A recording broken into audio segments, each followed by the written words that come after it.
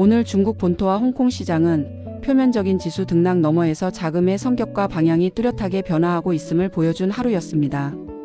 두 시장 모두 전일의 강한 랠리 에너지를 그대로 이어가지는 못했지만 이는 단순한 피로감이나 후퇴가 아니라 시장 참여자들이 다음 단계를 준비하며 포트폴리오를 재조정하는 과정에 가까웠습니다. 강하게 달려왔던 주도주들이 숨을 고르는 사이 그동안 소외되었던 새로운 영역으로 자금이 확산되는 순환매의 특징이 두 시장에서 공통적으로 그러나 각기 다른 방식으로 나타났습니다. 본토에서는 내부 정책과 산업 사이클에 기반한 중소형주로의 수평 이동이, 홍콩에서는 미국발 거시 변수에 따른 테마별 수직 이동이 두드러졌습니다.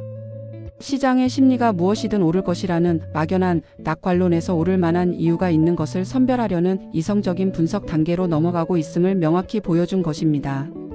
결국 오늘 시장은 전체적인 방향성에 대한 의문보다는 상승 국면의 내용과 질이 어떻게 채워지고 있는지를 확인하는 중요한 분기점이었습니다.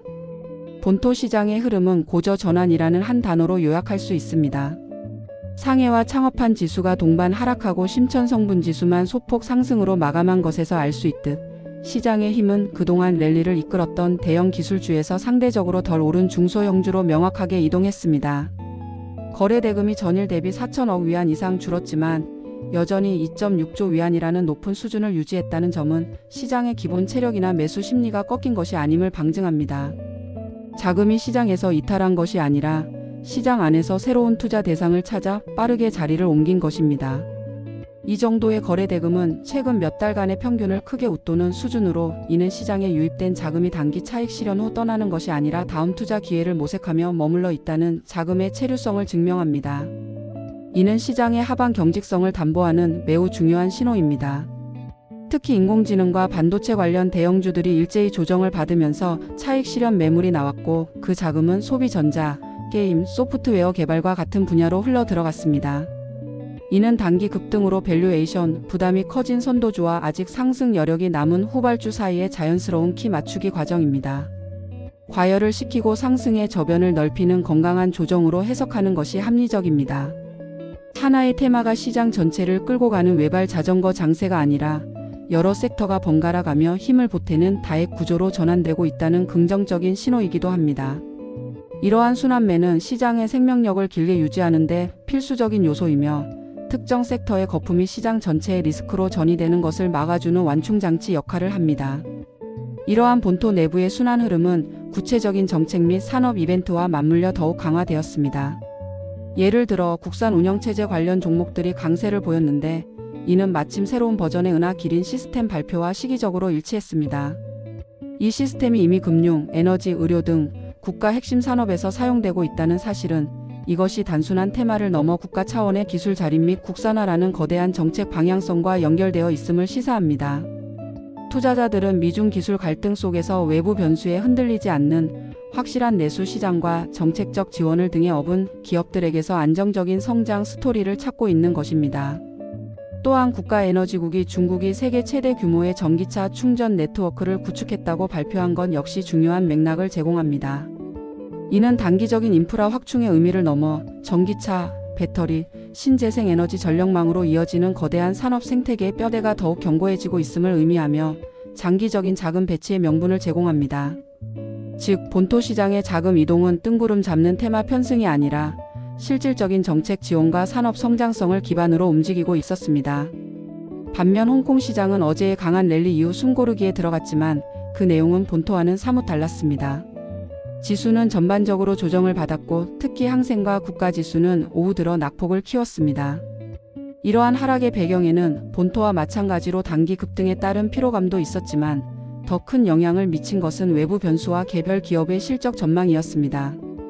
본토 시장이 내부적인 순환에 집중했다면 홍콩 시장은 미국발 거시경제 신호에 훨씬 민감하게 반응하며 섹터별 희비가 극명하게 엇갈렸습니다. 알리바바나 텐센트 같은 대형 플랫폼 기술주들은 조정을 받으며 지수에 부담을 주었지만 시장의 자금은 완전히 다른 곳에서 기회를 찾았습니다.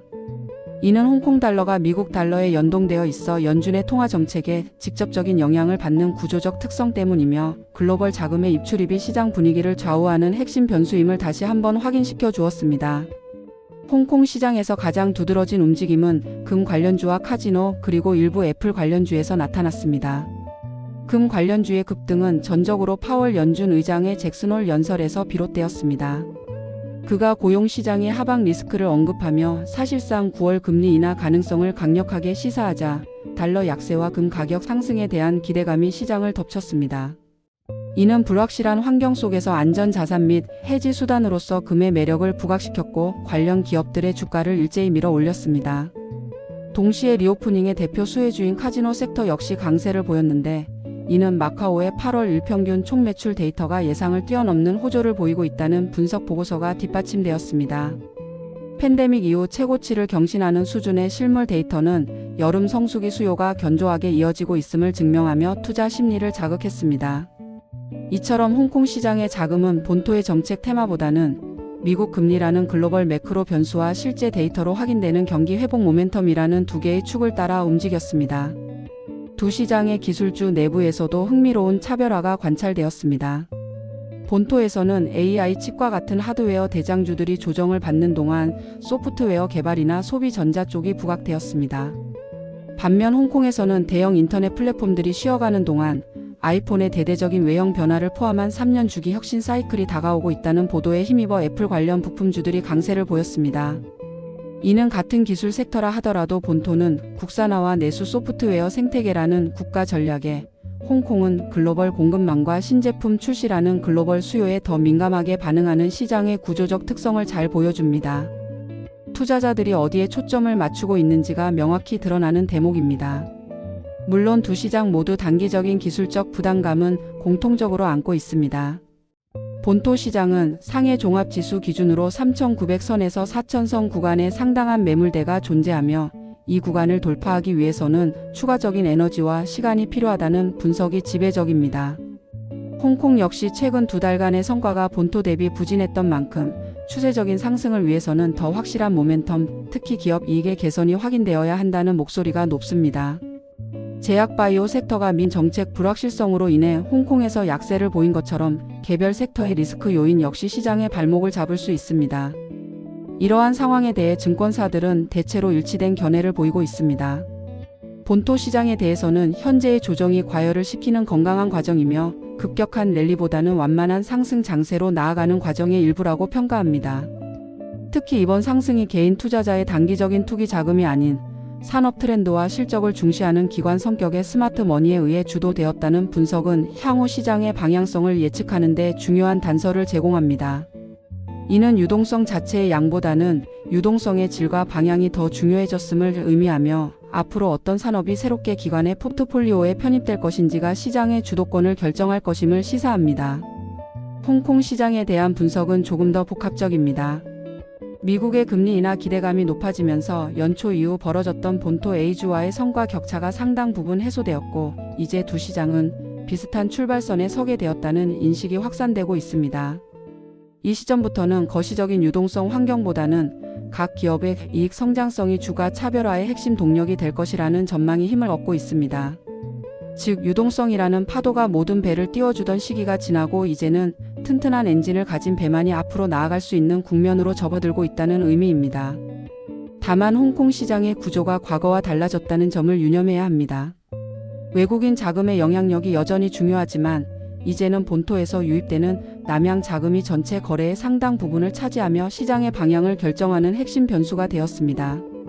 따라서 홍콩 시장의 미래를 가늠하기 위해서는 외국인 자금의 회귀 여부와 함께 남양 자금의 유입이 얼마나 꾸준히 이어질지를 동시에 확인해야 합니다. 결론적으로 오늘 두 시장의 흐름을 종합하면 시장은 단순한 지수 등락의 단계를 넘어 내용적으로 더욱 성숙하고 분화된 국면으로 진입하고 있습니다.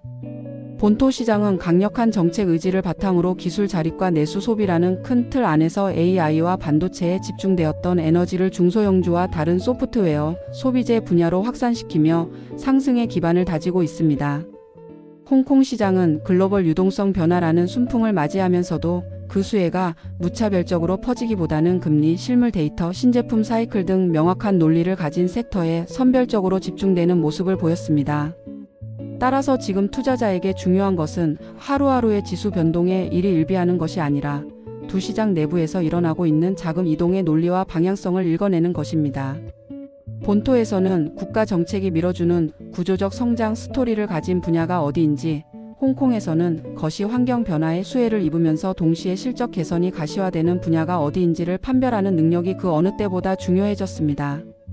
시장은 강했던 테마가 숨을 고르는 동안에도 멈추지 않고 새로운 대안을 찾아 움직이고 있으며 오늘 하루는 그 변화의 리듬과 다음 목적지에 대한 중요한 힌트를 남겼습니다. 단기적인 흔들림은 불가피하겠지만 그 속에서 구조적 변화의 흐름에 올라타는 것이 현명한 전략이 될 것입니다.